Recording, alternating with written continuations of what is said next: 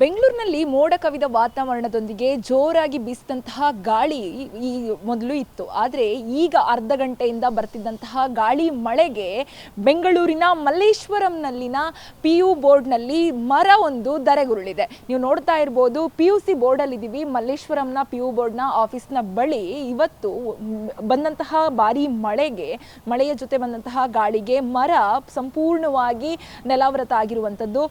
ದೊಡ್ಡ ಗಾತ್ರದ ಮರವೊಂದು ಬುಡ ಸಮೇತ ಕಿತ್ತು ಬಿದ್ದಿರುವಂಥದ್ದು. ಆದರೆ ಅದೃಷ್ಟವಶಾತ್ ಯಾವ ವಾಹನಗಳಿಗಾಗಿರಲಿ ಅಥವಾ ಯಾರಿಗೂ ಕೂಡ ಜೀವಾಪಾಯ ಆಗಿಲ್ಲ ಅನ್ನುವಂಥದ್ದು ಕಂಡು ಬರ್ತಾ ಇದೆ.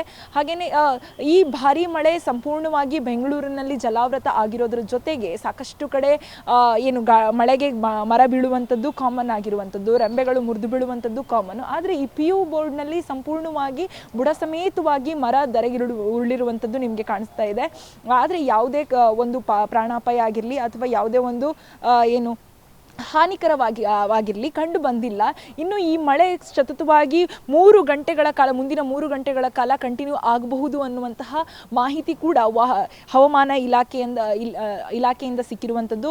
ಹೀಗೆ ಮಳೆ ಕಂಟಿನ್ಯೂ ಆದರೆ ಈಗಾಗಲೇ ಸಾಕಷ್ಟು ಬೆಂಗಳೂರಿನ ಹಲವಾರು ಏರಿಯಾಗಳಲ್ಲಿ ಜಲವೃತ ಆಗಿರುವಂಥದ್ದು, ರಸ್ತೆಯಲ್ಲಿ ಜಲವೃತ ಆಗಿರುವಂಥದ್ದು. ಇನ್ನು ಈ ಮಳೆ ಕಂಟಿನ್ಯೂ ಆದರೆ ಕಂಪ್ಲೀಟ್ ಬೆಂಗಳೂರು ಜಲವೃತ ಆಗುವುದರಲ್ಲಿ ಯಾವುದೇ ಅನುಮಾನ ಇಲ್ಲ.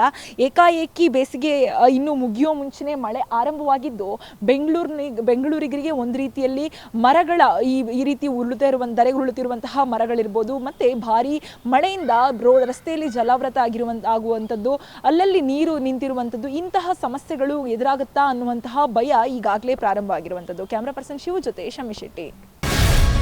ಗ್ಯಾರಂಟಿ ನ್ಯೂಸ್, ಸುದ್ದಿ ಖಚಿತ, ನ್ಯಾಯ ನಿಶ್ಚಿತ.